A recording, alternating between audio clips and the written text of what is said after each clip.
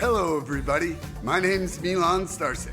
Welcome to Freedom Rising, a podcast dedicated to empowering individuals on the journey to personal growth, lasting serenity, and freedom from addiction. Tune in and join the movement. Your journey to freedom starts here. We neither represent, promote, or demote any 12-step program or organization. We are merely souls on the path of recovery with the desire to expand our lives and experiences and share them with you. Hello, everybody. Welcome to the 125th Recovery Freedom Rising podcast. I'm Milan Starcic with the lovely co-host Bryant W. Today's topic is a change of attitude, Bryant. Would you please share what this means to you and why you're happy to change our attitudes with what you're about to say? Good morning, my friend. I'd be happy to say a few things about that. Another mystical thing that, had a previous meaning that I had carried throughout my life. And, you could tell when you were having a bad attitude towards something. It was like a feeling. It was you would emanate that sort of distaste for whatever you were, passive aggressively trying to show the world you were not in favor of. But I think the most profound thing that happened was prior to finding the solution, there had to have been a shift in my awareness of my attitude towards what I had been doing. It was not working. It was so much pain, it was so consistently erroneous and harmful to oneself. And I think when I realized that, I don't want to live like this anymore, and there had been many times where I felt that way, like really deeply too, like conviction. I don't want to do this anymore. I have to stop doing this. I'm never doing this again. But up until now, to the time where I felt a profound change in attitude, I really meant it. I was like, I do not want this to be my life, And so that I felt like it'd be nice to add that, because you would think the attitude change came after, but that happened first. I started feeling like, oh, maybe I have more to offer. Maybe I have more potential than I thought I did. And I know that I don't want to do this anymore. And then I was really blessed, as we all seem to be, when we find someone or people to help guide us through this. And that's when I really changed my attitude.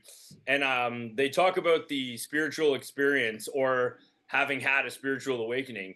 And the actual definition that someone showed me was to have a profound shift in your attitude towards yourself, life, and other people.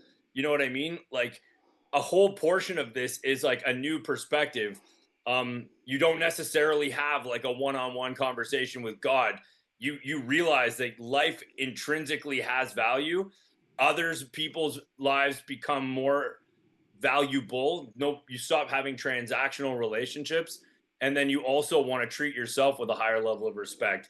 And that, to me, is just some aspects of what I would consider a very profound change in attitude towards life. I love that. Wow. First of all, to everybody out there, you don't know how much I've been missing this guy. Life has kept Bryant Wakely on the road, and just occupied towards. He's got some scholastic endeavors which are coming up, and this man is really trying to change his attitude as well with education. The beauty of the seekers inside this program is that we're always seeking some kind of change. That just doesn't stop. And, a change of attitude for me, oh man, I can remember the endless failures inside the 17 and a half year period where I was, proving my powerfulness. I was like, what I would call the master of failing. And, waking up after that event in Vancouver, I literally felt changed. I felt like that fight was over. Like, my surrender began in the moment of my defeat, in my worst defeat. And, Yeah. and For anybody out there, sorry, I got a little tickle in my throat. For anybody out there who's new to the program, surrender really is like, for me, there was a hamster wheel in my brain Yeah. that was completely focused on more.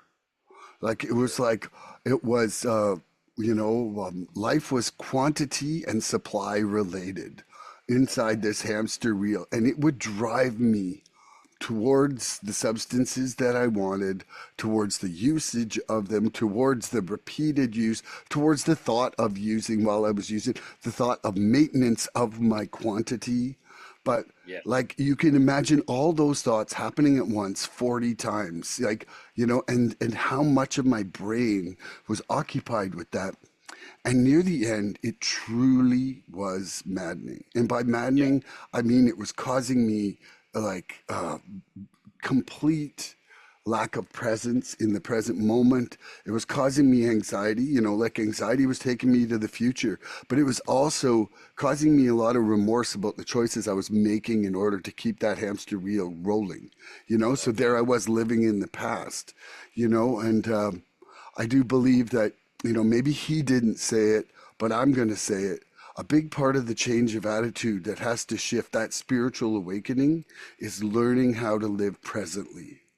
And Oh, I think that if we're not living presently, we're not going to sustain that change in attitude and or that change in actions because yeah.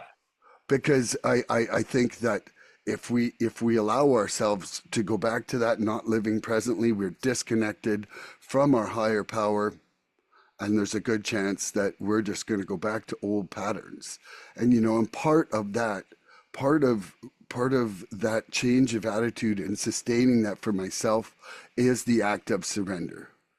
No question. Like I'm surrendering that anxiety that's pulling me out of here, and I'm also surrendering those defects that are keeping me living in the past. For And sure. I think so it's yeah. you got something to say. No, I was just gonna say, I think that's a beautiful point. I think that's the very beginning of unmanageability is being taken from the moment.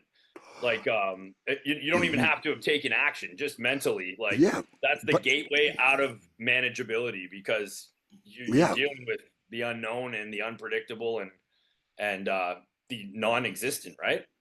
well, it's it is the very crux of like the serenity prayer. If Yeah. like if we don't have serenity, then we don't have acceptance. Like there's a lot of really great principled actions that come from a place when we actually have that serenity as our source, as our starting point. Yeah, you can feel it. Like you can feel when you bring like the gravity back to the present moment and you actually feel hopefully relief, but you can tell that you're like giving up that mental game. Like you're like, "Oh yeah, like cuz it's almost addictive to create mental scenarios that feed like emotional unrest, you know what I mean? It's it's like it's almost like we're taught to worry about these things, like as if we have some kind of control over them. Well, as and the fact that And even you're if we not did. being responsible if you don't consider all this stuff, Bryant. Well, and oh my gosh, yes. And also, um, the elders didn't really say like, "Oh, and just by the way, this shit will never make you happy.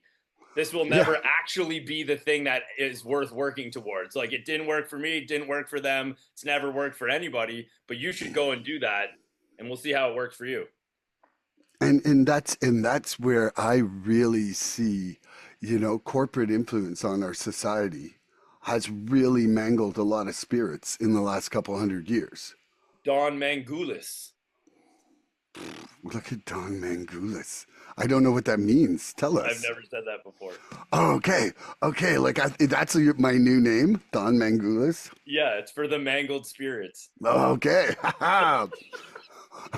Don Mangulis. I like that. I like it too, man. I'm from the country of Mangalese. Yeah, man. I think it's in the potential ingredients of a song.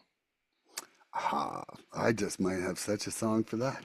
Okay, I'm going to ask you a question here. We're going to roll right into this because Let's I am go. loving spending time together and I love you, brother.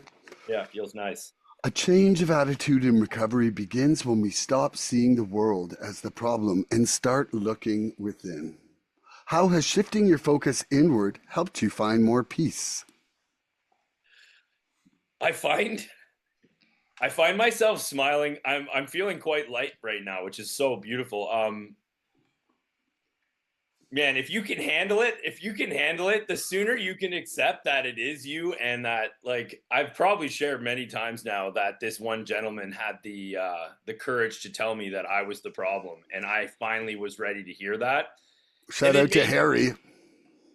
Harry was great, but it was Oh, my previous sponsor. oh, Harry was the one that always reminded me that, like, I'm not going to be the reason that things get, like, if as long as I think it's going to be me, he's like, no. Um, he was basically deflating my ego. Like, we have to keep coming back to center, you know? But this fellow, he said, nobody's thinking about you. You're not as important as you think you are, and you're the problem. And I was just like, damn. I think that all was said to me in one coffee. I was like, ooh. And but I understood what came through to me was that I had been hurting myself more than anyone else ever had.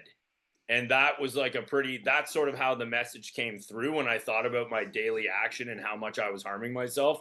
It really lined up for the message he was trying to tell me. Like, he wasn't trying to, like, destroy my sense of self. He was trying to say, like, that's how he was talking about right sizing your self importance.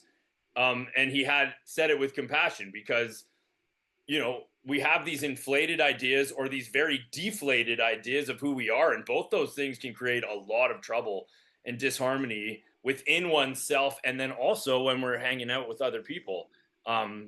So to take accountability, to take responsibility, they say half measures availed as nothing. Did I leave some things out? Did I go to every single person I had ever harmed? I don't know, but I did a pretty thorough job of trying to clean up what I considered was some, like, reckless lifestyle, some, disrespectful circumstances, and or potential, how many amends do you think you made? I would talk about like a dozen to 14. Okay. Yep. Yeah. I Somewhere had like someone that. say their sponsor made them do like 120. I was like, wow. I had little moments of, but there was like a couple employers, a couple past relationships, family members, and some friends. And, like, I when I did my list, though, I went all the way back to grade one when I, like, threw sand at a kid, but Hmm. I didn't hunt that person down and say, hey, I threw sand in your winter jacket on the playground at John Ross. But, like, I acknowledged, like, I went back in my mind's eye and in my soul and recognized where that behavior had begun, where it's like, I don't think you're going to be able to you can't, like, polish up your childhood to the point where you weren't a child, like, there's a time and a place. But anyhow,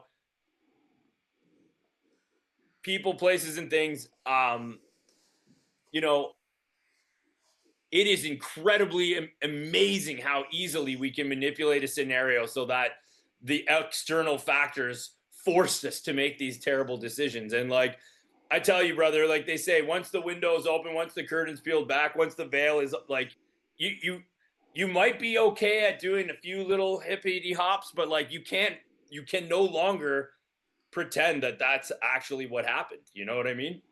Yeah, I And do. I don't know. You say whatever you want. Everybody's on their own mission. I got beat into a beautiful submission that I think is definitely more in alignment with how we're supposed to live, especially if you're going to start criticizing the world around you. You Hmm. know? I love that. How about Okay. you, my friend? So, a of attitude in recovery begins when we stop seeing the world as the problem and start looking within. How has shifting your focus inward helped you find more peace? So I remember, like, you didn't go to options as a thing, but the first day you get there, right? Mm, Um, like Susie or Shirley or both of them, they sit you down in the office yeah. and they get you to talk about what's going on. Kind of like, the initial thing. You might even read your last 90 days to them. Anyway, Yeah, I think so. like the crazy thing about it is, I remember them like kind of, we'll call it cajolingly, like saying, oh yeah, oh, oh yeah, to all the things that I was blaming my my crises on, you Yeah. know, and and then like, one of them said they were like, you might be a little bit acting selfishly and self-centered, and I was like, oh, no, I'm very generous. I'm very generous, and my action, I'm leaving. yeah. But it it was like very shortly after that I was far enough along in the steps that, tail between my legs, Yeah. I think you were right. They're like, we knew we were like, but um, and so my point of that little story before my response is that I was literally playing the blame game on the world as my Okay. scapegoat for all of my anxiety, my fear, my pain, my sadness, my anger. It was just like the list went on and on. I And it get it. Yeah. really wasn't until I dove far enough, it was really my step for myself. Like, okay, the first piece was that surrender. The first Yes. piece was that surrender. Yes. But, you know, that that honestly wasn't me using the tools of the program or focusing at Yeah. something. That was just like kind of a miraculous shift that Yes. Yeah. occurred, but when I hit my step 4 and finally had the tools to look at my part in things, and then I realized right at that point, like, I remember it was about my third resentment. Like I'd gone through enough and oh, it's this. Oh, it's this. And then it Yeah. was like on my second one, oh, look at there's like 80% of the defects are the same on those two. I was like, that's kind of a coincidence. Yeah. But then when I hit the third one, I'm just enough of a math person to know there's no coincidence there. Like it Yeah. was That, literally like, then I just looked at the rest of them and just instantly in my brain, like a calculator, just went me, everything. I get that. Like it I had a similar literally, experience. yeah. And it was just like right at that one moment, I realized that I was every problem in my life. Like, and it was like I wanted to kick my own balls for putting Yeah. myself through that. Like there Well, was, you had been kicking your own balls. I Yeah. know, but this time I wanted like to kick him so I didn't do it again. Like when a Consciously. bully comes up to you, give him a good kick in the balls and run away, and there's a good chance he's going to leave you alone the rest of You that wanted to day. protect yourself from yourself. Yeah, and but what happened is that I instantly also was like, oh, Yes. then this can change. Yes. Like, Yes. like That's it was that's what that happened. was literally my entire attitude towards being trapped in life Yeah, or yeah. having the opportunity in life. That's right. It was right there. It It's was, as painful as it is beautiful. oh, there was much more beauty than pain.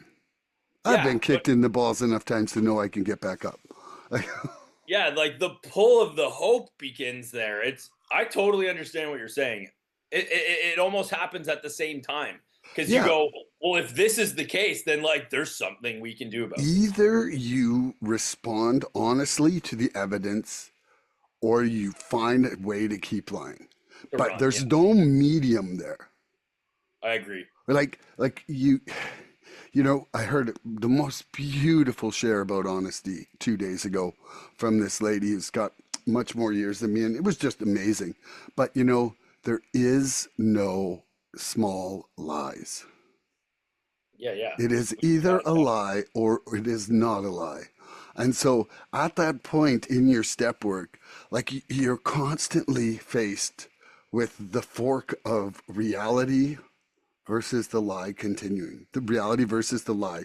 And you might not get entirely to reality, but even 60% reality Sure. versus zero is like, you know, zero's a number that you can put infinity times it and it's still squat. Correct. You know, it's the Well, only number that never grows in multiplication. that's right. The void. Um, I think too that's why they incorporate the higher power, because like that's overwhelming for someone that couldn't even admit that they were like at the liquor store when they said they were at the post office. Like imagine then like overnight becoming like transparent and honest and taking accountability. You need to like hold on to something higher than that to make it through such an interesting shift in consciousness. 100%. 100%. And there's, you know, that's where like I feel like even if you can't be honest with a lot of other things going on in your life, Mm, you gotta pull the honesty out on the step work. I agree. You know, I think like that's a sensible make. it is essential to get any of the skin off the onion to get that working. You got to Like let you it all. have to, like that you have to honestly be like, whoa, you know, like and I'm not judging anybody, but when I see somebody still blaming the external world Sure. in their shares, I'm questionable about their level of step four. Fair enough. Like, and it's not a judgment. It's just that I know for me, that was the very turning point between the line of apologies and my line of amendments. You know, like I've said multiple times. Sure. Yeah. Okay. Do you got a question for me? I do, my friend. How many amends did you make? Whew. I made probably about 14. Yeah, nice. Okay. I'm 14 and making sure. one of them was a letter that I read to my sponsor Yeah, because it nice. would have been a life-threatening situation with that person, but it was something that was really there. And rather than, oh, you know, and I would like to say though that there still is some, if I end up meeting some people along the path of life, you Mhm. know, there's some people that I feel sincerely sorry for some things, Yeah, and their names are like too obscurely similar to too many people's names where I can't find an Andrew Kim in Toronto. yeah, yeah. That would Like I looked it up and I think there was like 150. And this was like back in 1994 or something like that. 150,000. Yeah. Well, now there probably is. Yeah. Yeah. So, I mean, you know, for me, I really had a lot of memory impairment. And I'm not sure, like, I almost think that there's some kind of like trauma related thing that makes you forget a little bit about I'm your sure. about the damage you've done in the world to like protect yourself from Oh, I'm feeling sure. all that evilness at once. So it's like, man, there's times where I'm like driving or I'm in a line at Walmart and like a daughter will say something to the mom and I'll be like, whoa, I need to go make that person an amends. Like it Sure, just sure. triggers a memory where I was like, oh shit. But how incredible. Yeah. You know? So Okay, I ready? yeah. Oh, I didn't mean to cut you off. I was just No, no, curious I about did. the I thought number. that was the question. No, that's why it's so Ah, funny. But thank okay. you for sharing. Okay. When did you I, notice? I love you, by the way.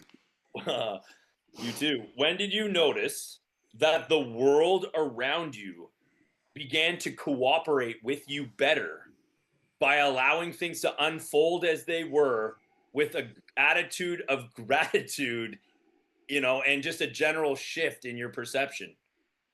Like, did you notice that like things just seemed a little more kind of harmonious? That happened to me about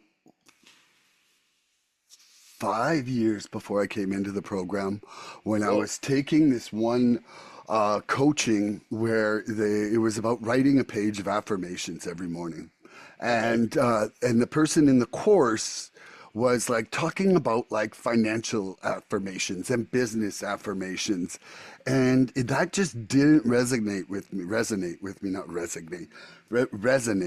Yeah. me. And then I found a podcast that was put on by two guys who were also in that same field, that same program of coaching. Yeah. And the one guy said that, you know, his affirmation started with good things happen to us every day. He's like, why? Because I want good things as part of my day every day. And then when I started changing it about life things, like actual, real, tangible, that got nothing to do with money, but like happiness, joy, service, Yeah. Yeah. family, health, love, I would write them religiously every morning. I think there was a point where I wrote it for a year and a half straight. I stopped one time when I got sick, and life started like peeling its unwieldy head at me. Wow.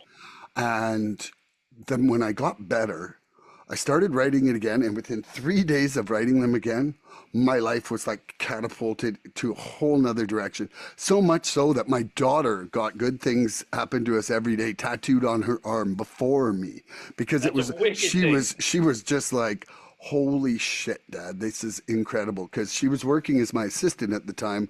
So Yeah. she saw direct results of what I was doing on a day to day basis. Yeah.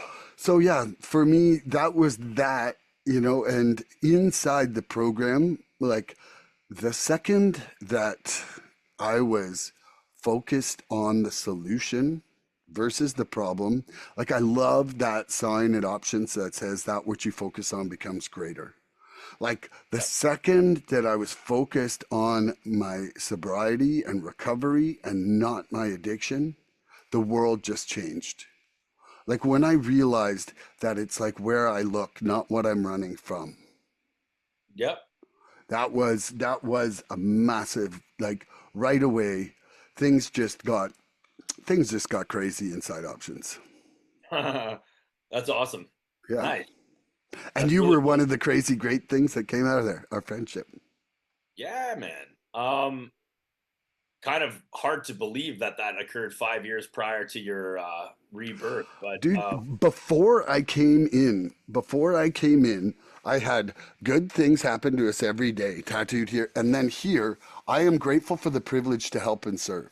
That's what I had tattooed on me before I hit the program. well, sometimes you got to make a sigil, you know. Yeah. Um, Okay, you got to answer that one. so it was not until it like I don't know, probably 2 or 3 weeks into the gig, I just started seeing things differently. Like the first major shift was I was super grateful that worse things hadn't happened. Like I had some pretty gnarly things happen, but I immediately realized like it could have been a lot worse, you know? And so I began to start being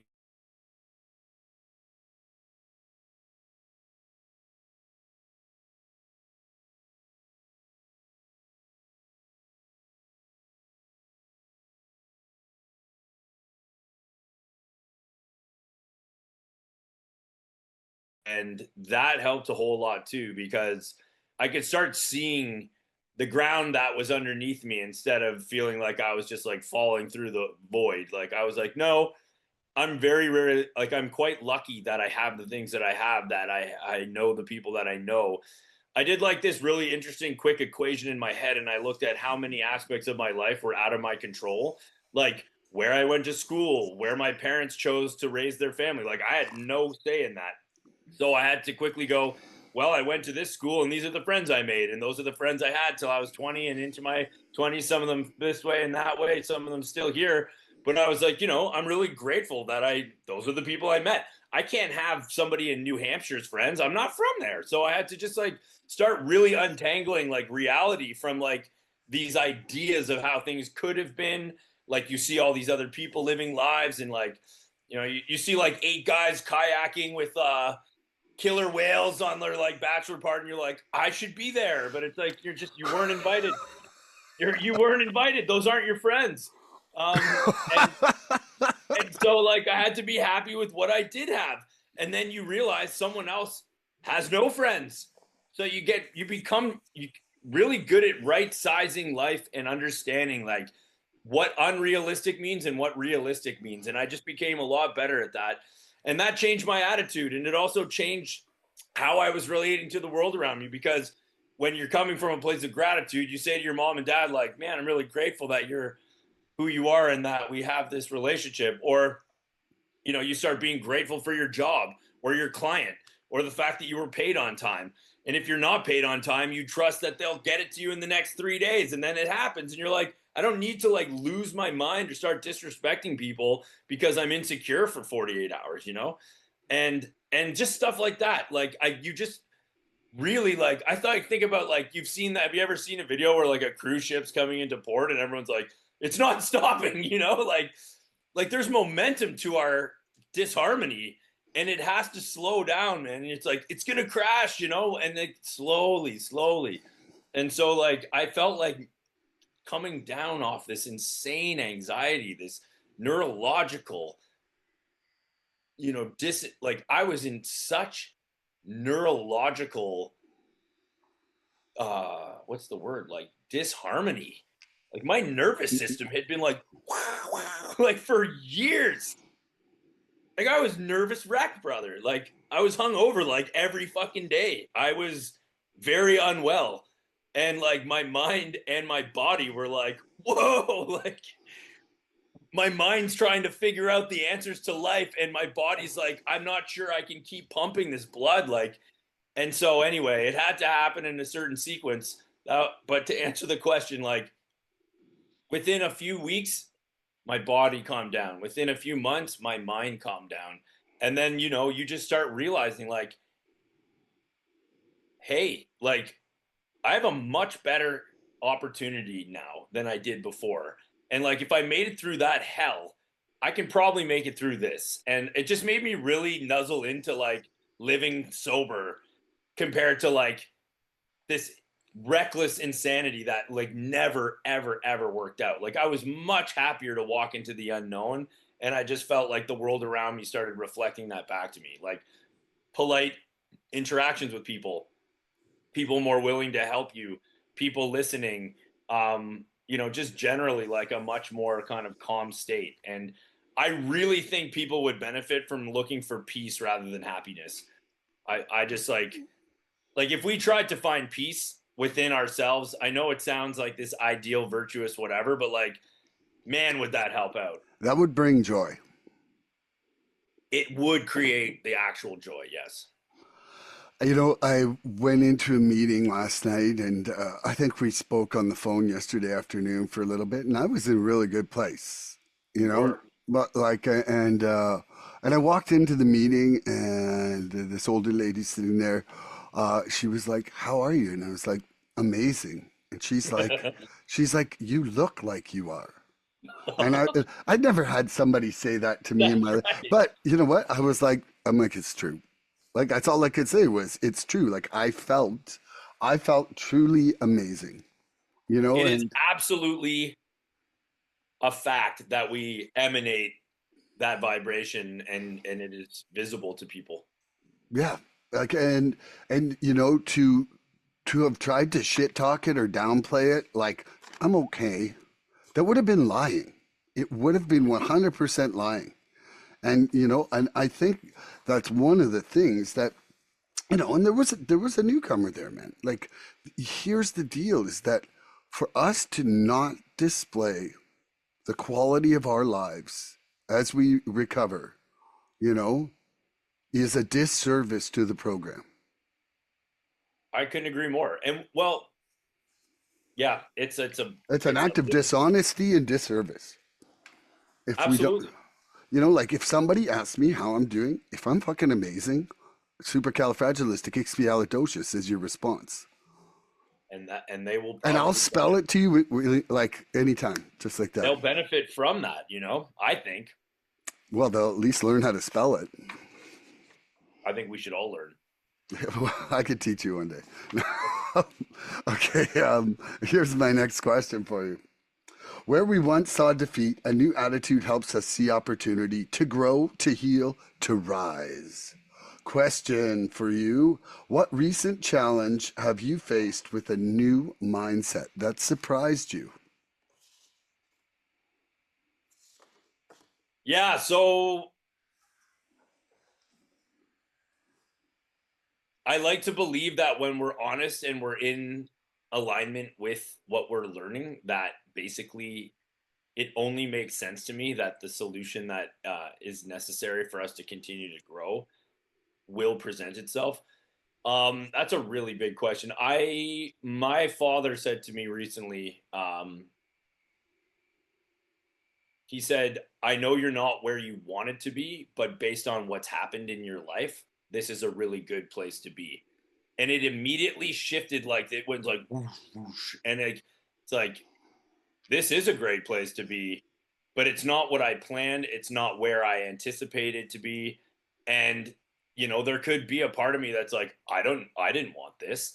But if you're honest about what happened, and then you realize that you're okay and that this is a place where you can succeed from, then that's where that gratitude and blessing and change of attitude comes in.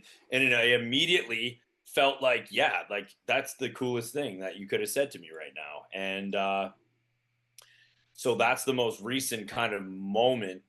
Um, Honestly, like rejection, job, there's so many different things that we run into where we think that we need it to go a certain way. But if you can change the faster, my sponsor is insanely good at positive attitude. Like he's remarkable at it actually. He has a lot of neurological issues and he's had like months where he can't really like get out of his house and stuff.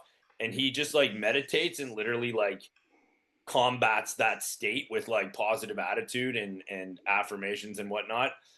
I don't know. He seems to always come out of it. And he is also very, very good at meeting you where you're at. He doesn't diminish or dismiss the reality of what the hardship is that you may be sharing, but he always infuses it with that like necessary need to also pull yourself towards that positive shift in mind. The mental side of things is the actual fact of how this thing works. Like, if you don't, the mind really does need to, like, a lot of people say, like, take action and the mind will follow. And that's the most potent way because you're literally like moving towards solution. But if you can't move, this is where the battle begins. And like, so I've had a lot of people that have like really, really good attitudes in general kind of help guide me. And I just admire that. I think it's like a critical piece. And yeah, I think that basically the higher power, the theory I have is even if it's like an absolutely monstrous, terrifying situation, if you're looking to move past that, the solution will come. I don't know if it's going to be ideal or perfect or without fear or like facing consequences, but it's there. I think it's there for us. I love that. Yeah. Okay, where we once saw defeat, a new attitude helps us see opportunity to grow, to heal, to rise. What recent challenge have I faced with a new mindset that surprised me? You know, um, I've spoken in this a few times, but definitely a lot of wreckage of my past financially, Yeah. and was getting to that a crippling point of stress this spring, and trying to practice faith and surrender on that, and just doing what I can, you know, um, has has lessened that by more than I could even imagine 4 months ago. I heard a really good analogy, and I really do think that it's something I want to share right now. But it's kind of like I'm surrounded by farms here in this Yeah. valley. So, there's farm analogies can make a lot of sense, Yeah. like a lot of what we learn in this program, like people are like, well, how do, how is this surrendering my will actually work, right? It's like if you consider your life like a farm and you're the farmer and you get to prep the soil, you get Hey, to add whatever nutrients to it, you get to till the soil, you can even pick the seeds, but you don't decide which seeds grow and how well the crop is that year. And that's the difference. It's like the universe is determines that part of it. Because if we don't do any groundwork, odds are nothing's going to change with us, yeah, I can see that. you know? And I really like that analogy because it's just like there's some sort of miracle. Like, man, anybody who's grown a plant from a seed, from turning this little tiny thing into a plant. And Yeah. then all of a sudden there's like you can take one little tomato seed and make 50 pounds of food out of it. Like, how much of a miracle is that? And every pound of that food has hundreds of those seeds in them. Exactly. That's Ex- why JC, big heavy hitter JC, he said faith of a mustard seed. He's basically saying like one little seed, just like the farm, just like the farming. And I think the farming analogy is incredible, actually.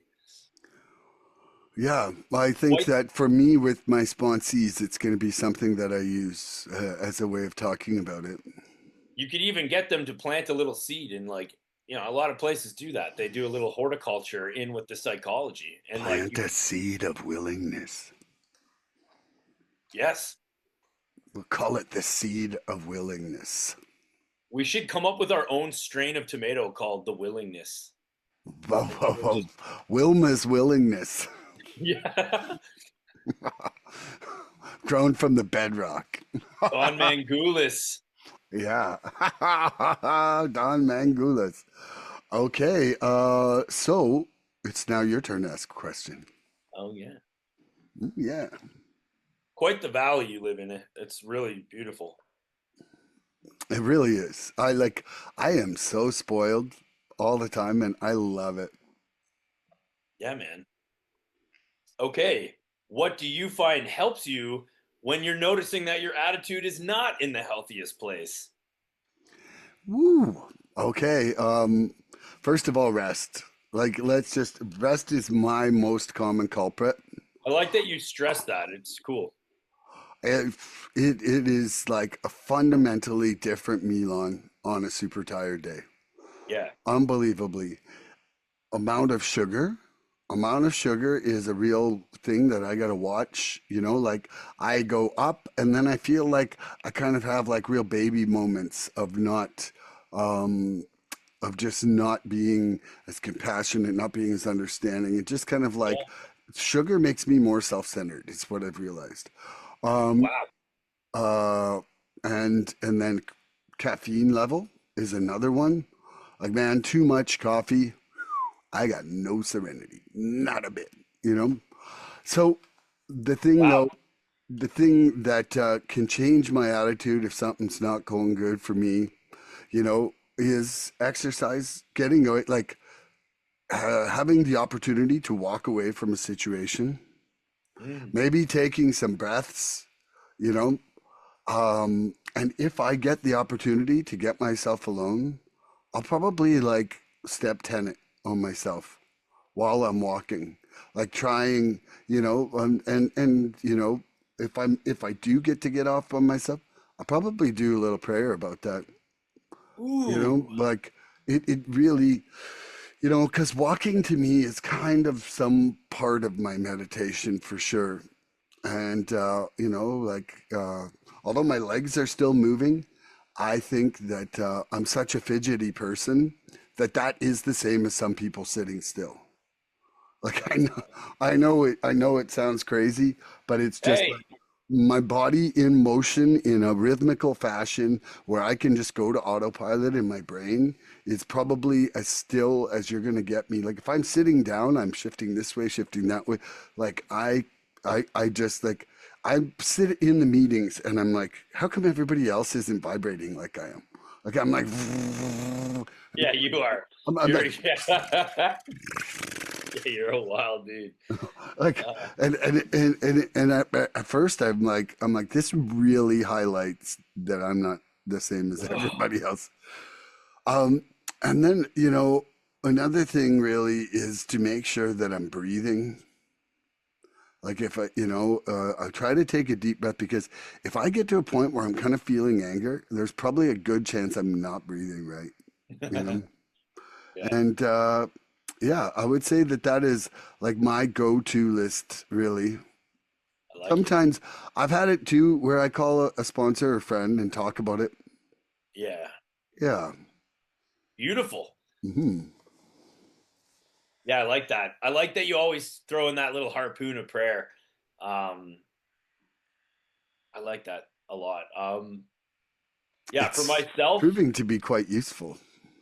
I'm definitely agreeing with the so mine's all about regulating my nervous system, and like I can do that through meditation and breathing. I can do that through exercise. I can do that through music. I can do that through conversation. Oh, music. What the And hell? Like I didn't even mention that. Sorry to interrupt. not at all. And I appreciate that about you as well. Praying. I like to believe like, man, see a lot of people like it's like put the pressure on. I like to take the pressure off. Like I know when I'm taking action. I know when I'm letting things linger. I know when something needs to be done and I'm just like balking at it. I know when I'm, in need of all the things that are recommended. And so I try my very best. And if I'm feeling like all sorts of extra pressure, I have to just like quickly take a little inventory and be like, yeah, this is like completely unnecessary. Or like these things are out of my control right now, and so these little things, and then yeah, I'm like you, I love going for walks. Like I went for two big old walks yesterday, and each time I was just like, I love this. It was just so nice. And There's nothing finer than being immersed in nature. And with a it dog. is. Ooh, with a dog. Ooh. I'll share this with you too. There's a movement on the planet where people bask in red light therapy, and I'm sure it has a ton of benefits. But I recently came into awareness about green light, the chlorophyll, the interaction with the sunlight. Um, it actually helps rejuvenate or restore our cells as well as potentially even DNA. And so artificial light is one thing, like to sit in front of like a big old panel of lights. But when you walk through the forest, I mean, if you're in like a deciduous forest, probably in a pine forest as well to some degree. But when that sunlight comes through the leaves onto you, it's actually creating green light. And apparently it's really, really good for you. And that's why people feel connected and calm in the forest. Ah. I'm sure it's being in the nature in general. But anyway, the green light thing. So yeah, that sort of stuff. When I know that I'm having a bad attitude, I know that it's in here and I know that it's in here. And I ask myself, what do you actually want instead of like what would be an ideal scenario based on like what is better for not just yourself. If it's only good for you, you're probably on the wrong track. Like even with any current kind of relational disharmony, it's like if the solution's only gonna be good for me, I'm not on the right track. Because if there's more than one person involved, regardless of how wrong you think they are, you have to take that person into consideration. It can be really challenging. But so I like to do a quick little glance at it and think, you know, Would what you would call be that a step 10? I would. Yeah. Yeah. And just to be honest about it. And if you think they say immediately, maybe never, I like to just give things time these days. Before I just wanted to fix everything immediately. It's like, oh, we got to fix this. It's like I wasn't even in the right state of mind to be able to come up with a solution. Never mind, like actually get a good result. So I like to give things some time now. I also like to give other people the opportunity to like figure things out for themselves when it comes to disharmony and attitude towards others. Like maybe that person needs a minute as well. Stuff like that. But I like the prayer as well. I love that. Yeah, man. You ready for another question? Very. Our attitude shapes our reality. When we choose gratitude over resentment, the world looks different because we are different. How has practicing gratitude changed the way you see your circumstances? I feel like I almost had, well, maybe because I had been in the gutter for so long, but when the early on vibe was so beautiful, the lack of fear was such a relief, and then to nuzzle into what like was going well was just such a nice combo, you know? Like I felt alleviated from all this fear of like all these horrible scenarios, and then I was able to really nuzzle into the feeling grateful for my life, feeling grateful that there was still this like wicked life that was yet to unfold, with a new approach to things without like that baggage and that horrible state of mind and body. And I just got really excited. Like I started thinking wow, maybe I actually can have a life that I had previously hoped for. It was like I gave up. I shared that, I think, in our very first episode.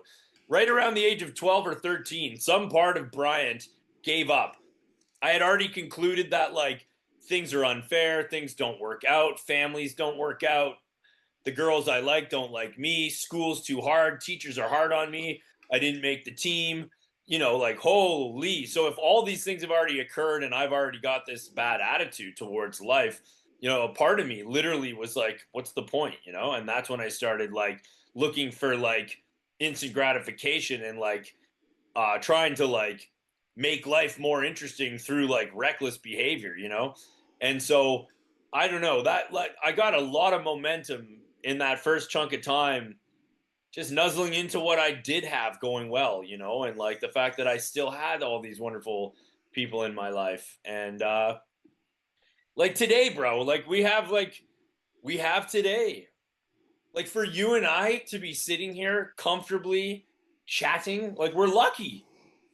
They were so lucky. And not only that, is that we have the luxury of both being in nice places Yes. and fed, Yes. rested on beds that are like so ridiculously comfortable. You know what I mean? Yeah, no lack of comfort in that bed. And but to be able to afford the luxury of time to just explore the philosophy that is so dear to our heart, Yeah, very like lucky. we really have like almost like I'm listening to the autobiography of this yogi right now, That's and cool. and like we are literally getting to sit around and philosophize on a subject that means life or death to us. Is that Michael? Which The biography. no, so hold on, let me I'll tell you who it is. It is somebody that he referred to was the first one that the autobiography of Yogi, hold on, this way. It is by Paramba Param Paramahansa Yogananda. Yeah, Yogananda. Fuck. Yeah. It's a little bit hard to follow, but it's okay. I'm enjoying what I can get out of it. I wanted That's to amazing. listen to it if it was a turning point in Michael's journey. I was like, well, I'd like to see why. Well, he was just ready for it, Yeah, sure. I think. I mean, for him to be that adept and able to But that book was like something got introduced to him right when he was starting to meditate. Like that's right. not anywhere like it in the Yeah, first. yeah. Anyway, He went from like 0 to 100. yeah, he did. But either way, I felt like up to the challenge of listening to something like that. Very nice. And one of the things that I'm seeing right off the bat is about surrender. In even if in a parable or a fable, you know. Yes. Yeah, absolutely. Did you answer the question? Is it me who has I to think I answer it just now? did. Yeah, like so, Okay. what do we do when our attitude isn't in the healthiest place? I think we both I did don't a think good. I answered this question though. Our attitude shapes our reality. When we choose gratitude over resentment, the world looks different because we're Oh different. yeah.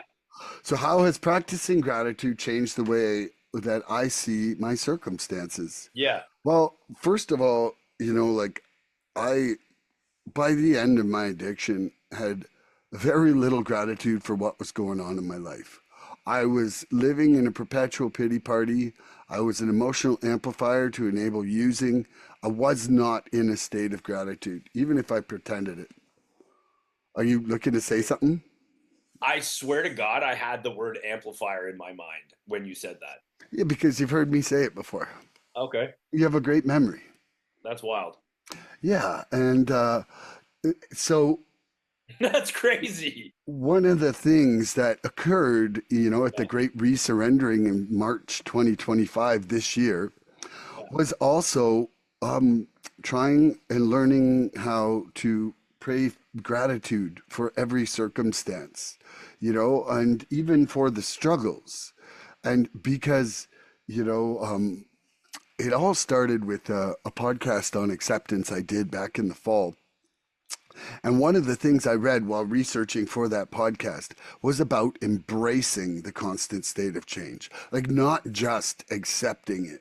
Acceptance is one level Yeah. inside life, but embracing that struggle and change with gratitude is like where the real freedom lies, Yeah.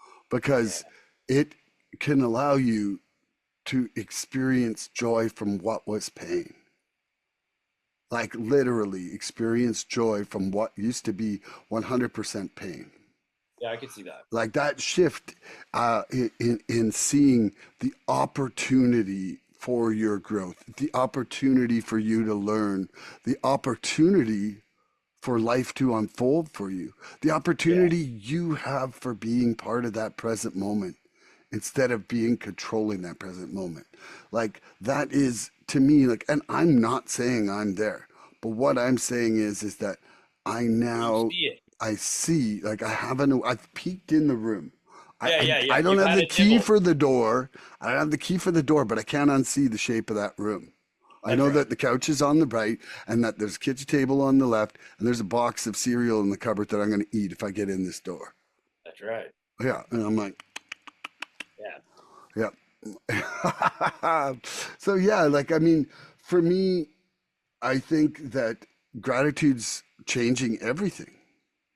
Yeah, it's a Like, beautiful thing. it's not, it changed the entire way I see my circumstances. And fortunately, it has brought some people in these meetings that I'm going to in my life. Like, I just love when this one lady, Laura, shares all the time because she really does a fabulous job at being grateful for all of the moments in her life. And, I almost feel like it's, one of the reasons that I get to be in meetings with her is to get that weekly reminder that that's what I need. No Like doubt. when I start slipping from that, hearing somebody else say it goes, oh yeah, got to do that. Forgetful Milan, the absent-minded addict. Well, yeah, and I think the gratitude. I think it is the difference between being in a perpetual state of lack. Like lack is a feeling, like we Yeah. all feel it, and it's Scarcity, like, scarcity. You're either in yep, abundance or scarcity. yeah. Those two. There's no middle. Like you either believe that there is enough or you believe that there isn't. Well, what I've another really interesting way that I think the psychology works in like family or even in like work environments, it's like if they get this, that means that I don't get that. And a lot of people roll like that. It's like, what did you get? Or like, you got that, and it means that I didn't get. So if they get, we don't get. And I think the world's been playing ping pong like that forever. I think it's very important to know like your portion has already been portioned out. You know what I mean? Or else you wouldn't exist. But then again, Yeah. we live in a very material world. So it's challenging, but psychologically, it's really important to not live in that headspace, I think. It's 100% important because it's what it attracts into your life. Yeah. Like I know at moments where I can't maintain it and I go to the scarcity, it just creates more scarcity. Oh, yeah. Like so much so that like, it's a really weird vibe. And It is. And it's, and that's where the gratitude is so important to show you actually what you still have on a regular basis. I'm telling you. I'm telling you. I just told you. You did. Thank you for telling me. I'm telling you again. And guess what? Keep your gratitudes up, sucker.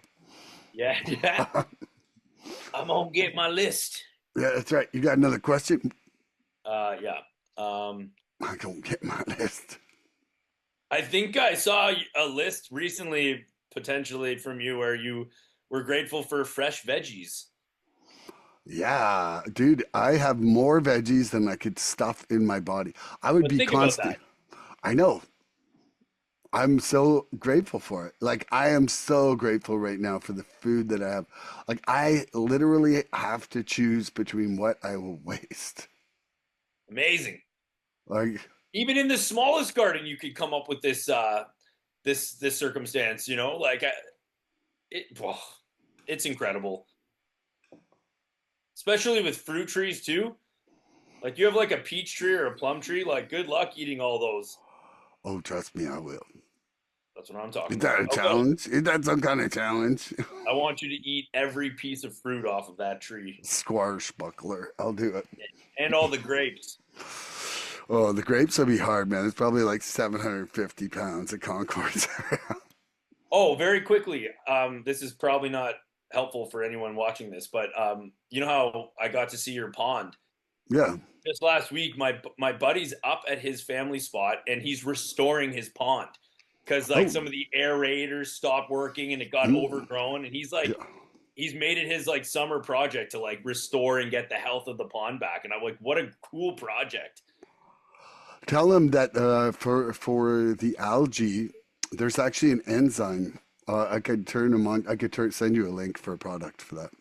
Please. Mm. Okay. Okay. For everybody out there, that was just a little pond talk. Yeah, that's a little throwback to the old pond walk. Pond water gulping. I thought about that yesterday, dude. That was the most disgusting thing that's ever happened to me, honestly. I swear, I bet you got some kind of bacteria in your gut now. I thought about it, and I bet you, I thought like either I survived, which is a miracle, or like it's in there and I'm just It's waiting for it to incubating. happen. Like Yeah, it's some, like all creepy. of a sudden, August, you're gonna have like a month of diarrhea. I almost don't know if I'd mind, as long as I'm like somewhere close to like. Anyway, I'll get to the question. I'm not like overly upset about diarrhea. Did it?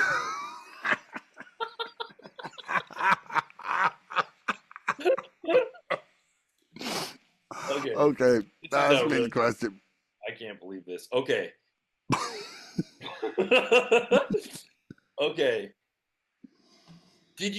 What did you notice about your psychic change before you started really noticing that you had a better attitude towards life? Like, what happened in the psychic change that then emanated through your attitude? So, the very first thing I noticed was like peace, like a silence to that squirrel cage voice. Whoa. Like that was, and to me, it was like when you see a show and they've got some guy like in the Middle East down in a pit and they just put on a speaker full volume and the guy's like living in hell for weeks and weeks. That's what it felt like. And when I woke up the next day on the 1st of October there, and it was quiet. Holy moly. And that was just amazing. And then, and then the next was right after I did my step 5 there with Adam, it was like my guilt was gone. Like I had like a 36-hour cry fest of joy that I felt no guilt. It was an unbelievably, like, sometimes it comes slowly, sometimes quickly to some people. Mine Yeah. was like big jumps. I Well, would call myself Evil Knievel and the 47 school buses. that I can picture you just flying through that.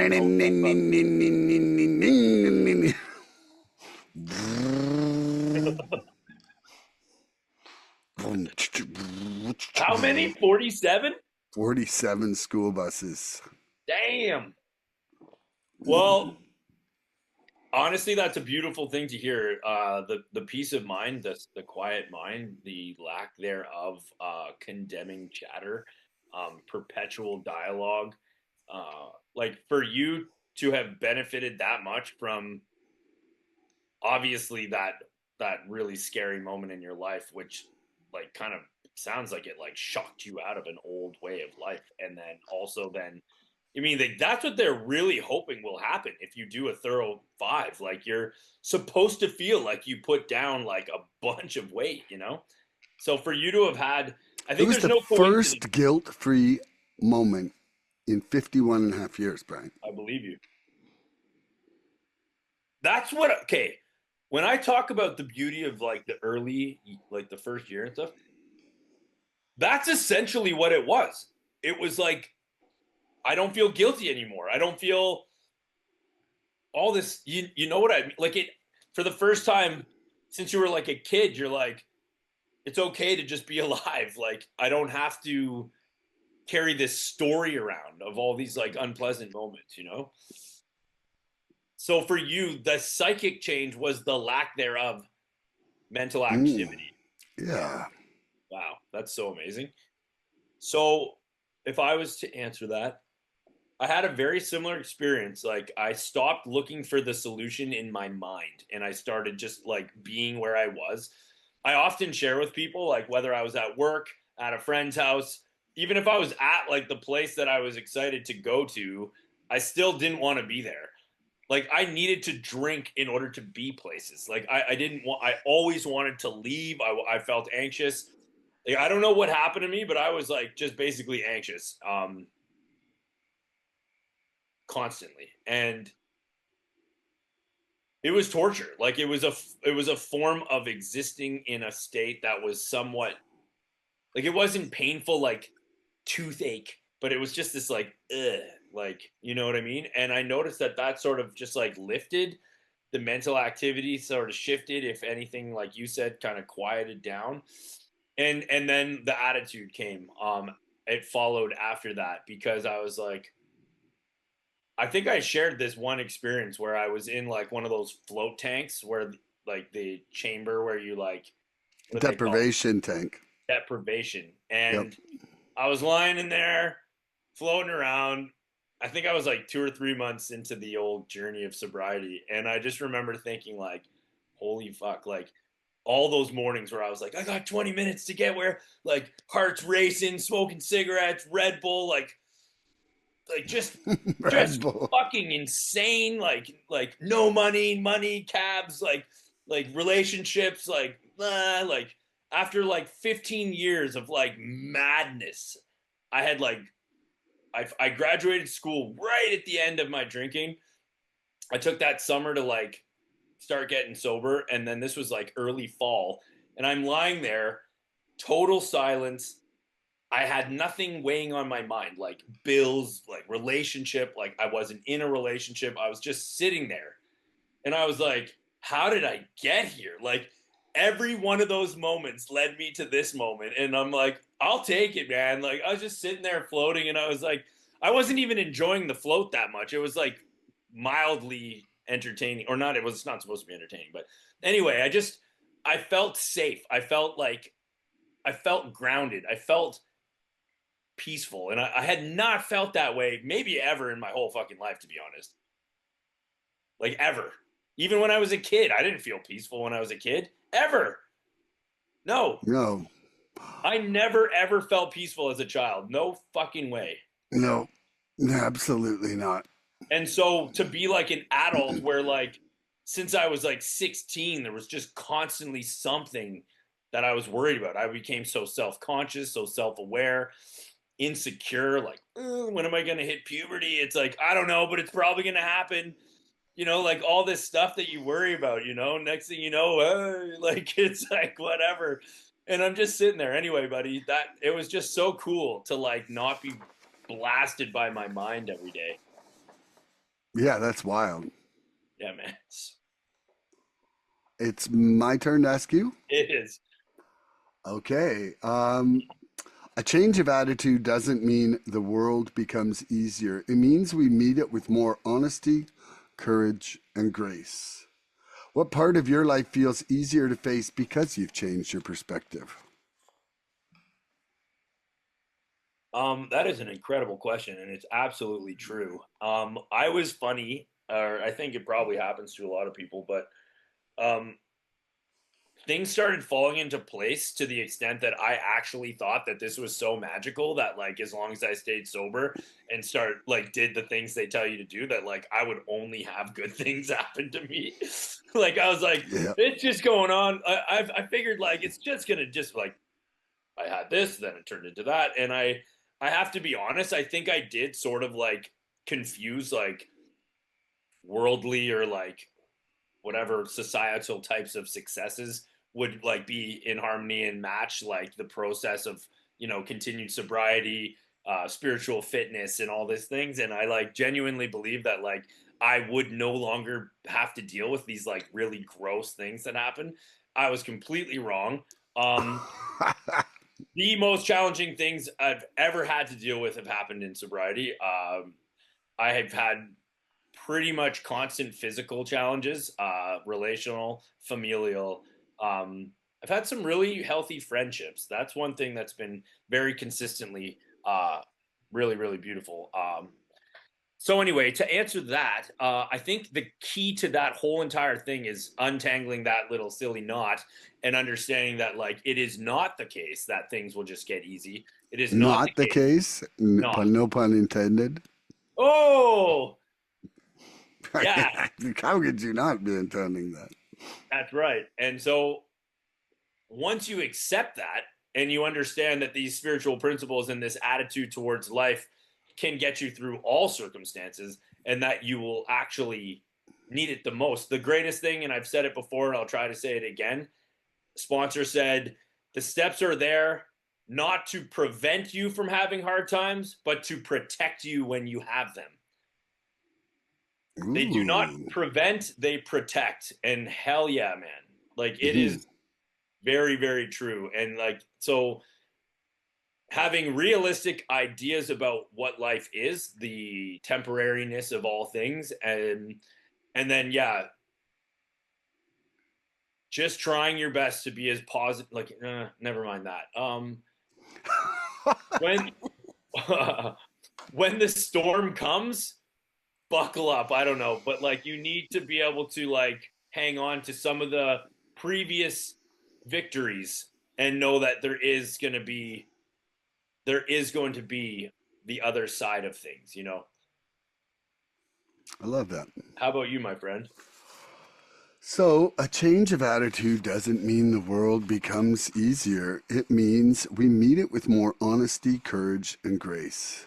What part of my life feels easier to face because of my changed perspective? You know, um, the first thing that comes to my mind, so I'm going to go with that one rather than try to pull out some elaborate walenda here, really is doing the next right thing.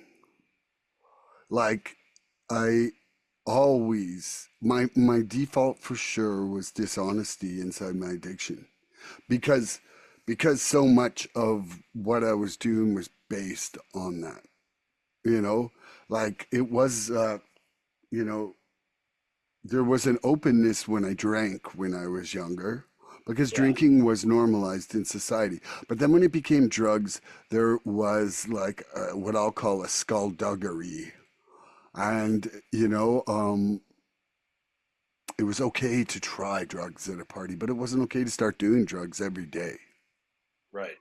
And nor especially some of the drugs that I was doing. And then there was, the consideration of people I worked for or family members or whatever, not knowing what drugs I was doing for social biases. Like they're really, uh, it's much easier to be an alcoholic in our society than it is to be a drug addict I agree. for social biasing, and so that dishonesty just I feel led me to kind of just normalize doing the wrong thing in so many moments. And Yeah. because it's like, well, if I've already told 15 lies today, what's three more? Uh-huh. Oh, that is a real thing. Yes. Yeah, like, but like there is no little lie. Like there's only truth or lies. And man, thank you, Maggie O, for your share the other day, because that really, it's just a good reminder that there's either only honesty or dishonesty. And learning what my motives are in situations help me with what I thought was principled action versus what really is. Like when is it service if I'm actually just looking for applause and reciprocation, right? When Mhm. is it compassion when that means that you have to treat me a certain way because I'm treating you that way, you Yeah. know? And anyway, so I feel that, it is definitely uh, it has definitely made it easier to do the right thing more often. And that has just made life simpler in a lot of ways. Oh my gosh. I think that's a really beautiful thing that you just brought up. Um, what was the word you used? An elaborate Walenda? Skullduggery, No, you said Walenda or something? some kind of Walenda, yeah. What is that? I don't know. Like it used to be like if we when we would cup a fart and throw it at someone, be like Walenda. Oh my god. Wow. This episode is wild. Um, You, yeah, an elaborate you Walenda. asked, I would have let it go. I needed to know. I know I love Walenda. I like sharing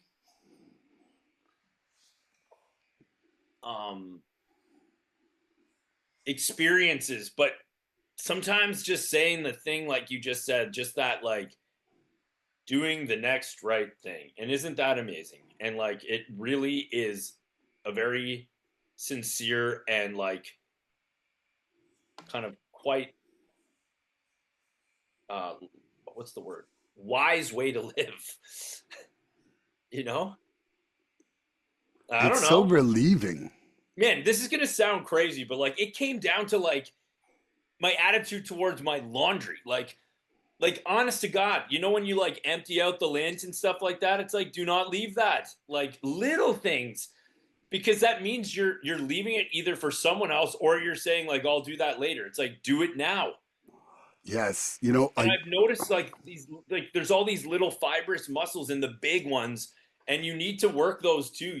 Like it's so easy to overlook certain things. my neighbor, Mr. Calorie, was this. He was nice, but very ruled, structured. He had two boys that I was friends with, an Irish guy, Irish farmer from Ontario, and he always said, "The job's not done till the tools are put away." Yeah. Get And, and down. and that sentence is always echoed in my head. Like, oh, like, there's times where my wife's like, "Oh, are you done?" And I'll look down and see the tools and be like, "No." Oh, yeah, no. I mean, oh, yeah. I mean, that's why you hear all these stories of like the janitor and these things that people are like, oh, the janitor. And it's like they do it with passion. Like a lot of these, even these shows where it's like the undercover boss and they're basically showing like this much wealthier management or like owner of something peeking in on their employees and like we're all so entertained because somebody that's just like working in the mailroom or like flipping burgers or like sending out whatever take their job really seriously and they give it like everything they got and they like this isn't some menial whatever like they're like this is my job and they like do it exceptionally well and then the owner's like oh my god like I had no idea like you and then they like pay for them to go to university or something because they're so touched that they take this lesser position in life so seriously and with such integrity and like I have not achieved that in all areas of my life but like wouldn't it be nice if we all did that like You have the opportunity to, though, starting right now. Yeah, I mean, and again, tons of progress, but like not all the time, Yeah. not all the time. I don't think anybody's perfect all the time. That guy might be a My really dog great is. janitor, and but his dog's not getting walked enough or something. Yeah, I think my dog. What you said? Nobody's what? Nobody's perfect all the time. Yeah, I think my dog is. Whoa. Yeah, she's pretty She cute. is. She is. Yeah, I would say the same about Chicha. Oh One of my yeah, dogs. One of my dogs. yeah. One of them. Well, yeah, I'm quite particular about them. I love them both, but she's the Hilarious. best. She's the best. Okay, is it your question? I think so. Yeah, bring it on. Ooh, what had to be let go of before you could be truly accepting of yourself and others? Ooh, the past. Ooh, The past, man, because it was keeping me trapped in in a that's state awesome. of shame and uh, and Oh, self-loathing. what a great answer. Yeah. It was it's still there is still things Oh, that brother. like I told you, like I'm doing, I've joined this step working group, but when we hit step 4, I'm really going to do a step 4 on my beliefs, Yeah, I because I remember. like I have some resentment still, but I swear, after hearing that guy talk about his beliefs, that is keeping me from self-acceptance. I have a lot of negative stuff that I'm like catching myself still having those dialogues. Yeah. And I just think that's keeping me from accepting me, which guaranteed means if I'm thinking that about me, I'm thinking that about you. That's a And good point. I'm, like I'm definitely. I think sometimes I'll put people on a pedestal, but that's almost the most precarious place to put a friend, Sure. because when I do, it's like then they have the farthest to fall. Totally. Yeah, Yeah, that's a great point. I love that, man. That's a great answer. The past. I can relate to that, and I think I'm gonna use it as well, because that's incredibly true. Like that shame and that like negative self perception, that low opinion of oneself, you could easily project that onto others. And I know that I was being incredibly unkind to myself the way that I was thinking about myself. And I had convinced myself that other people saw me that way too. So like that's no way to live. So that really needed to be let go of before I could stand on my 2 feet. They say, as recovered alcoholics and addicts, we don't crawl before anyone, which means like we rise back to our healthy state, like where we're no longer like inferior to a bunch of people because we once were, living in a very hopeless state. And that's actually on us. If we look to the outside to affirm that and or reflect that back to us, hopefully they do. It's nice to be treated with respect. It's nice to once in a while be told that you're something kinder or something healthy, but you have to stand in it, like I remember when I first realized, like, and it was an exaggerated fear, but I was like, I have to be able to face being alone because like none of my friends are gonna quit drinking, and like if that means I have to be alone, that's what I know to be true. Like I have to stop this, and if it means that I'm gonna be alone because that was my biggest fear was being alone, then I have to accept that. And of course I wasn't, and I never have been. But like in my mind, I thought, oh, this could lead to me like having to be alone, and I was willing to do that. That's how much I recognize this problem in my life. And so, yeah, sorry. no, go. Just I, that, like it was an exaggerated fear, but I had to face, yeah, letting go of what I once was trying to be in order to accept what I truly am. yeah, Yeah. and I've heard it said that when you like project those beliefs from other people like onto them, Yeah. you're not even giving them the Yeah. opportunity to be their true selves, That's true, my friend. because you're filtering everything they say as if they think that. So, like, what could be a sentence like, "Are you all right, Bryant?" You're like, "Oh, they think I'm crazy. They think I'm Yeah. like, they're worried about me. What's wrong with Bryant? Why are they Yeah. asking if I'm all right?"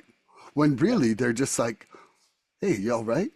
Like, things cool?" Or, like, like one sentence can be like, "They think I should be in a nut house." Like, Yeah. Oh, yeah. so true, so true. It's amazing just how actually looking at all these moments and things, how it really, how we really deceive ourselves. And I think Well, that the biggest change in attitude is coming from finally being honest with ourselves. yeah. There's a reason why they say that spiritual principle first. There's a reason. Yeah. Not because it's the most needed, or I mean, because it's the most needed, I really. concluded the way out of the labyrinth is honesty. Yeah. Yeah. Well, because the labyrinth is completely filled, built on lies. Yeah. Yeah. Now, this is me asking you a question, right? Yes, sir. Pardon the yawn. It's all right. Oh, yeah, I'm back. Humility opens the door in a new attitude, one that says, "I don't have to have all the answers to move forward." How has humility helped you stay open to learning and growth? I like your questions. I can move forward without having all the answers.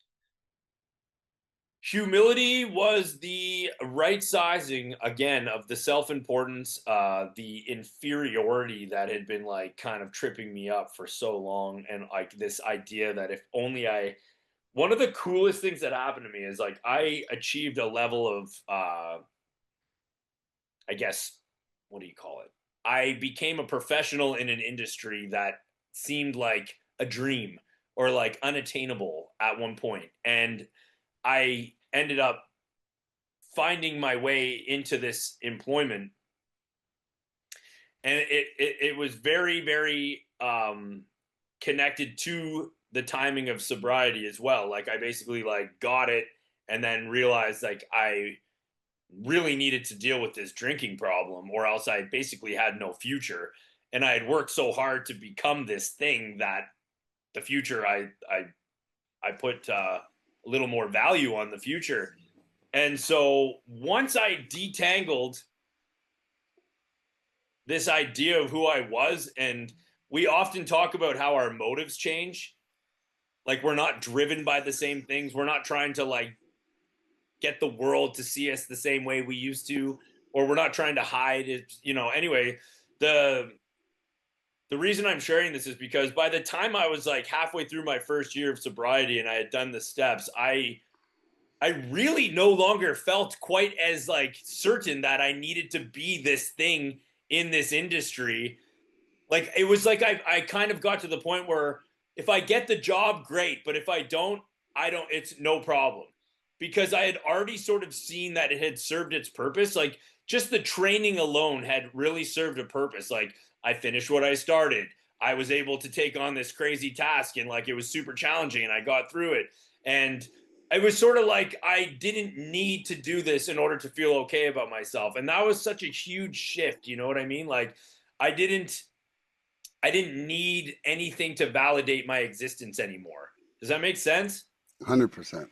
And it was a huge kind of like interesting moment, a shift in my reality, a shift in my perception of like what healthy and successful life meant to me at that point.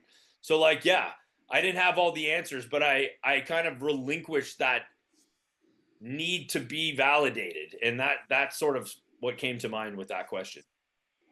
I love that. That was Yeah, beautiful, man. thank you. And I thought that that was an amazing example that you put beside that. Humility opens the door to a new attitude, one that says, "I don't have to have all the answers to move forward." How has humility helped me stay open to learning and growth? You know, humility has allowed me to use these tools inside the program, of these steps. First of all, to bring an awareness of my part in all that. Like, unless I could use humility and honesty to actually go in that step work and really, like, really say, that's my part. Like, I think sometimes people need to do a few rounds of the steps because, like, it's like into peeling the onion, but I don't think that people can be humble enough the first round to really admit their part in everything. I agree. And I mean myself included. I'm not saying I am freaking perfect, but I'm saying that every time I go back and look at myself, I can see things that I wasn't ready to see before. Yeah, yeah, You know, and absolutely. and so, like, how has humility helped me stay open to learning and growth? Like, without the awareness of what I need to learn, I'm a fish swimming aimlessly. But, Yeah. but bringing me that awareness, it shows me the path, like where I need to go. Like right now, I truly feel like, a destiny towards working, like in my life to opening up to acceptance and surrender and also, you know, working towards that gratitude in all moments, like they're not just things I'm talking about on this podcast. They're things that I'm really trying to pull into my life and that are You know, having like profound daily effects on it. you know what's amazing? Like what came to mind the minute I said that? Like you're a dad, you're a husband, you're Mm. a son, you're a friend. Like the shift that I mean, I've had a similar thing happen in my life, but like the shift that has occurred in your life, like for someone that loves you, unless they're jealous, which would be unfortunate, like anyone that like loves you, it must be so unbelievably beautiful to watch how you're doing things now compared to how you were before. Like it must be incredibly rewarding and reassuring to anyone that loves you, like what's possible in this life, you know? I really think it's quite an adventure for my mom. Your mom, Yeah, like just you know, like as the finest example of somebody who, like, probably, probably was the most worried about me. guaranteed, yeah. You know, and then I mean, just you know, look at the effect with my daughter. You know, Daughter, yeah. and It's probably amazing. the sleep that my wife is getting to have, the rest. After all this time. Yeah. Think Yeah, about it. yeah.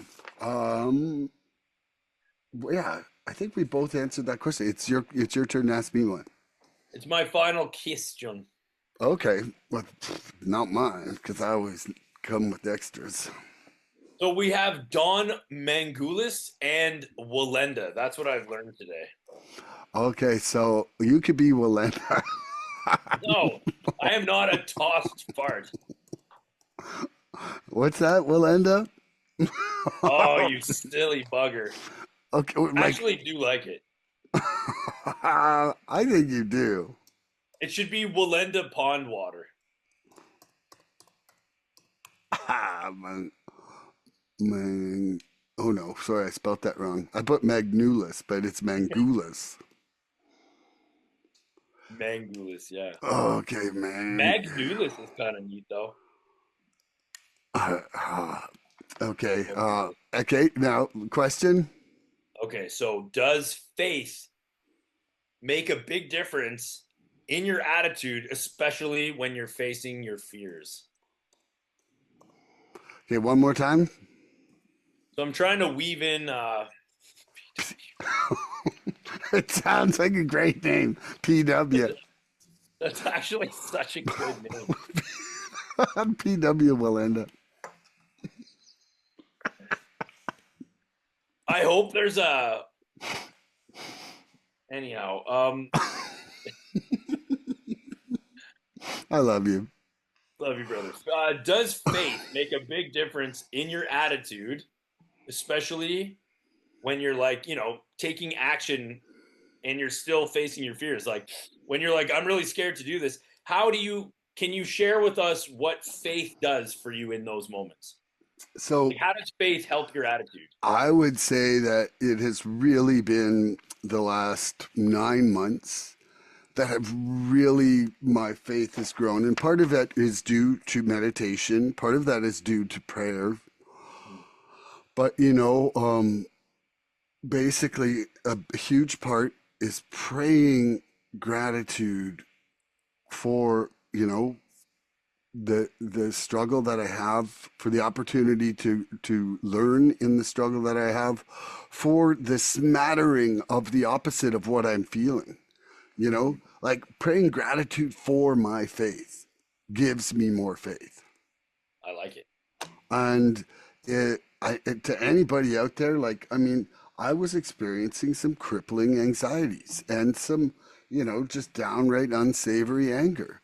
And, praying gratitude for my love instead of that anger, and praying gratitude for, that faith instead of that fear, like anxiety's Of course. fear, Yep. like I'm not going to sugarcoat it with the A word, but, and it has really made my day to day much better. Like I used to like have glimmers of serenity and peace, and now I'm having glimmers of the anxiety. Like my ratio is much reversed. That's amazing. And the only thing that's changed is my discovery or rediscovery of surrender, my strengthening of my connection with my higher power, my prayer, Amazing. my gratitudes, and and the fact that I get up every day and I plant these seeds. Yep. Like it's kind of like a farm where you have to plant the seeds every day, not every year. Nice. Wow. Yeah. I like that a lot. Um, yeah, we could farm our whole way through. We could turn the entire spiritual program into farming metaphor. Agricultural actualization. That's pretty amazing. Yeah, we could do like a spiritual farming class. Oh my God, a spiritual farming retreat. Let's plant the seeds of your soul. Yeah. And Ooh. everybody has to Howl like a coyote twice a day. Ow. coyote howling. We could have um, slug mimicking. And nacho eating. Ooh, that just made me really want some. I could just I pictured us all sitting eating nachos. So I'll share with you Okay. loss of career, loss of relationship, all in sobriety. I had to literally hold on by the seat of my pants, man. I sat in a hospital and was told I could never do my job again, in like a major shift in attitude towards so many things. Basically, I had to literally like walk with blind, like overwhelmed, and like this last year I had to go in the opposite direction of where I actually wanted to be. Like I had to literally drive away from what I actually wanted to be with. And that was a tremendously faith requiring moment, because the gravitational pull towards what was clearly unhealthy was so strong. The faith required to like walk in the direction of like self-preservation, I gather.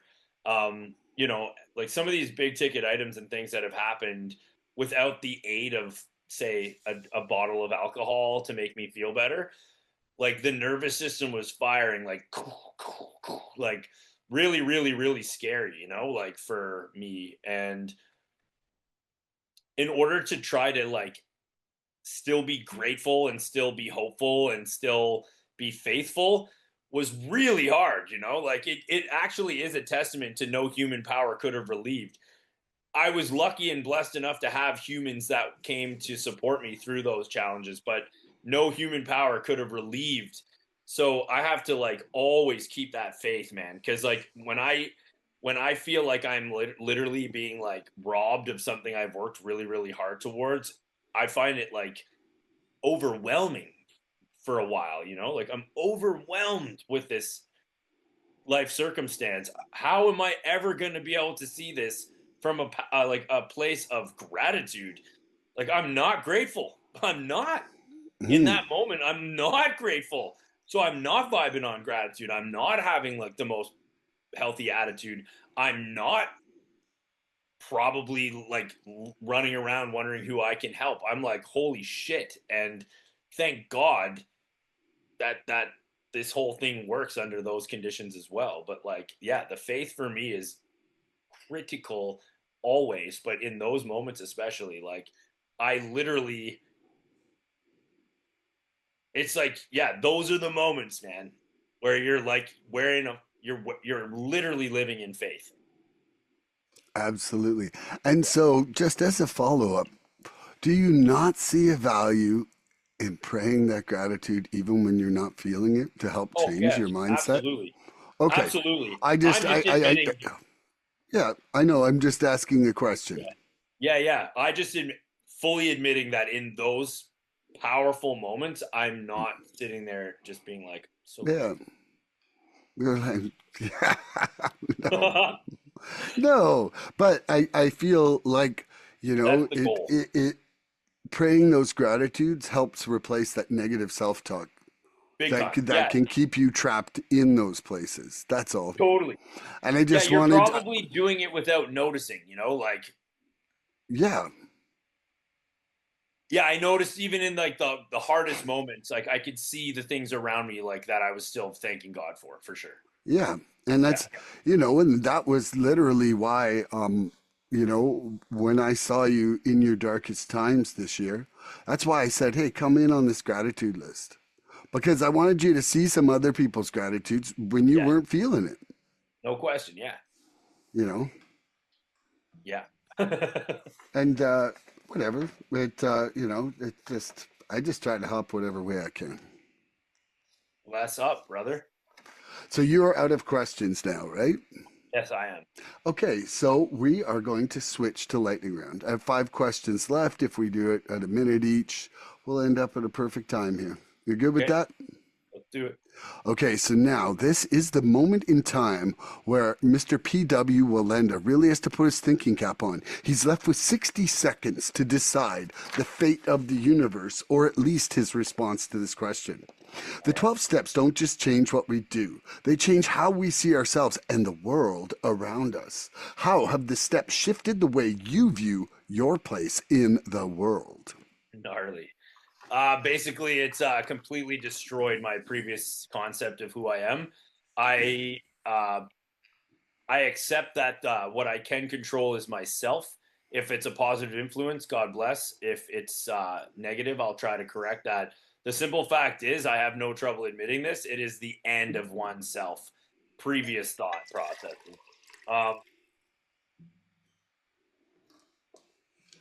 I just am, and that's all there is to it. And the 12 steps just like totally washed away the landscape of my previous idea of who I was.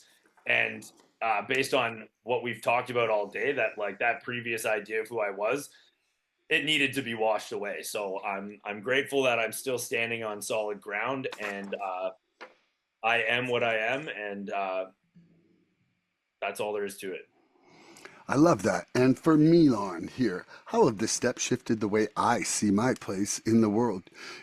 I think I used to have like a floating sense of placement in the world. Like Okay. when it was convenient, I was part of things. And when it wasn't, I wasn't part of things. And, when something was happening to me, it was like, oh, it's all conspiring against me. Like I had a really shifting belief in how the universe was. And then when it was going for me, it was like the entire universe is part of my gratitudes and I feel like everything's great. Like, gratitude in a positive moment is pretty freaking easy.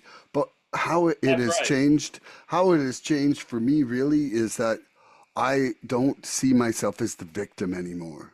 You know, Ooh. I see myself as free to either let the world unfold or to act out in my shortcomings. But that choice is now there, mine. And I don't have to be trapped or held ransom by the way that the universe flows anymore. Beautiful. Okay, a change of attitude in recovery means choosing faith over fear, even when fear still whispers. What's one way you've chosen faith recently despite your fears, Mr. P.W. Walenda? So I've stood in my convictions. I have not compromised on my values, nor have I let external pressure and or help under conditions that I am not okay with.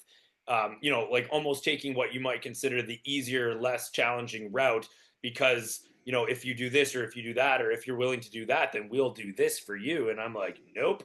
And I've still gotten the help that I actually need, being true to my values and not compromising. And that's when you know that the higher power is at work in your life, because I truly believe, as I said earlier in the podcast, that the solution will present itself if you're willing to do the work, but you're not going to go backwards. You're not going to like go back to the old me in order to get like some sort of, less challenging route. I love that. Okay, what's one way I've chosen faith recently despite my fears? Well, it's basically for me strengthening my relationship with the universe is something that I'm doing maintenance on every single day.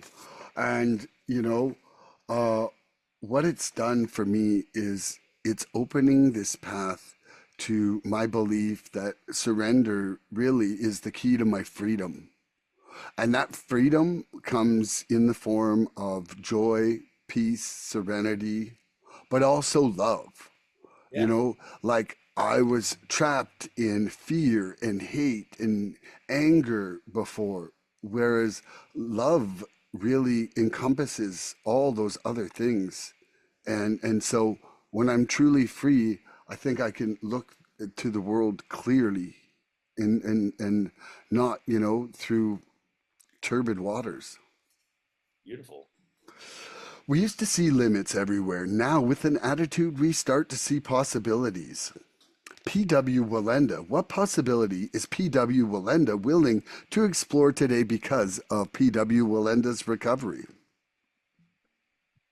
I have to trust that I'm on the right track. I have to invite new things and bless old things and new things. I try to be organized. I try to set myself up for success. I try to um embrace what's coming next. I don't know. I think there's just a general kind of like much more um intentional attitude towards like the mental and the physical. Like I really want to feel okay in this body, man, while I'm living in this thing, and like mentally, like I immediately catch myself when I'm like going on like when you're going on about something in the mind. Like I'm really lucky that through the practice of like presence, you become aware when the mind is just sort of doing you a disservice. So just catching it early.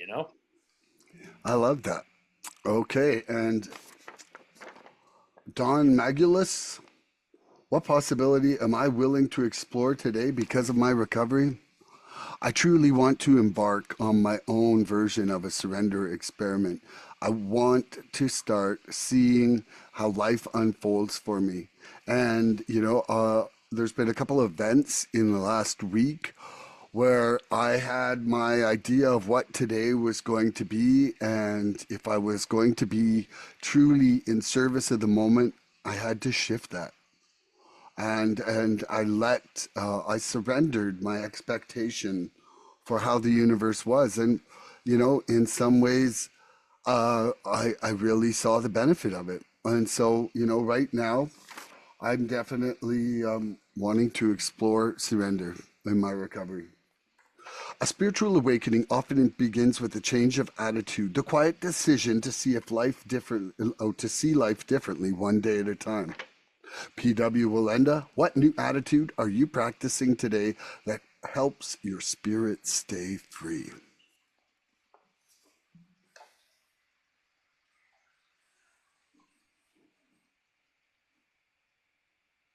It's not going to happen the way that I thought it would.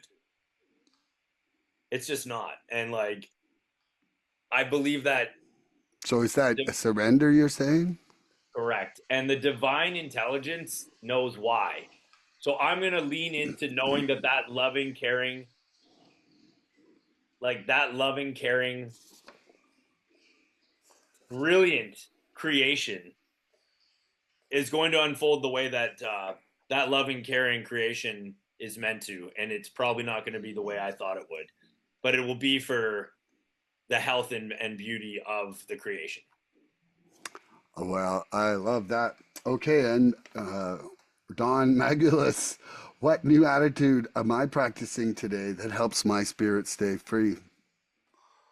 You know, the prayer, like my really the prayer and my exercise. You know, like actually seeing the importance of this vessel as the delivery vehicle for my soul. Um, Nice. and on I just ignored what it needed for so long. Oh, Okay, PW Willenda. Freedom rises when our attitude shifts from why me to what can I learn and how can I serve. How has a change in attitude helped you move from self pity to purpose? For the final question.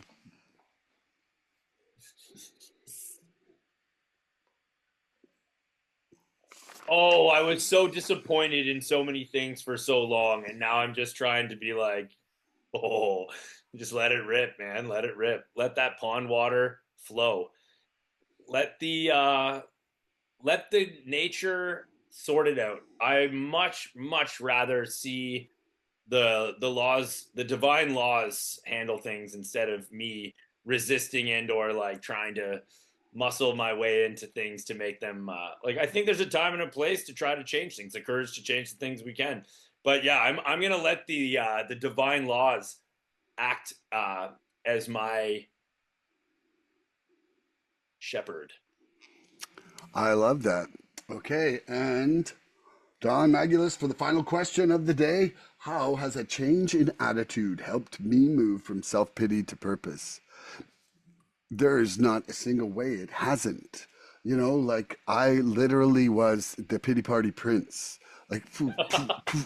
Like I could hold a pity party and you'd be there all day. You'd be there Yeah, all I day. get that. And, you know, right now, when I catch myself doing it, you know, like when is sharing a problem turning to a pity party? And if I catch myself doing it, I silence of the lambs, man. I'm like, I'm out of there. Like I will just stop it and I'll actually probably step 10 and apologize. Make an amends right there for dragging you to one. Like I can't stand it. Pity is not where I want to be. My life is not piteous. My life is amazing. Piteous. I Yeah, think we have a new name. Don Piteous Mangulus. Don Piteous Fun Party. Okay. Well, you know, today was incredible. Do you have any final thing you want to say to everybody there, PW? I really do think your attitude can change the entire fabric of everything that's functioning around you. I think that you can literally be moved to like almost like tears if you really want to nuzzle into how horrendously beautiful everything is. I love that. Oh, it's horrendously wonderful. I Hey, love you. I am grateful that we got a chance to finally get back together here on the show. yeah, These thank you for moments being are so patient. cherished. Dude, life is life. And you know, I know that in your heart, you weren't away because you weren't enjoying it. You were away because you No, had no. things to accomplish. You know, you had seeds to plant for your new life. Very much so. And now I have a new name. If we can remember it, that's I'm it. writing it down. I'm I'm writing a gonna- song. You're gonna get it done on your shirt, I PW think it's one of Winlinda. my most favorite things I've ever had. Okay, everybody. Tune in next episode for more recovery fun. Bye-bye, everybody. We love you like this much. Please help us help others. If you've liked what you've seen here today, please subscribe and share this podcast and help us get to 100 followers. We're looking for interaction with our audience. So please email recoveryfreedomrising@gmail.com or contact Milan South Okanagan Starcic on Facebook with questions, topic suggestions, or just comments. We'd love to hear from you.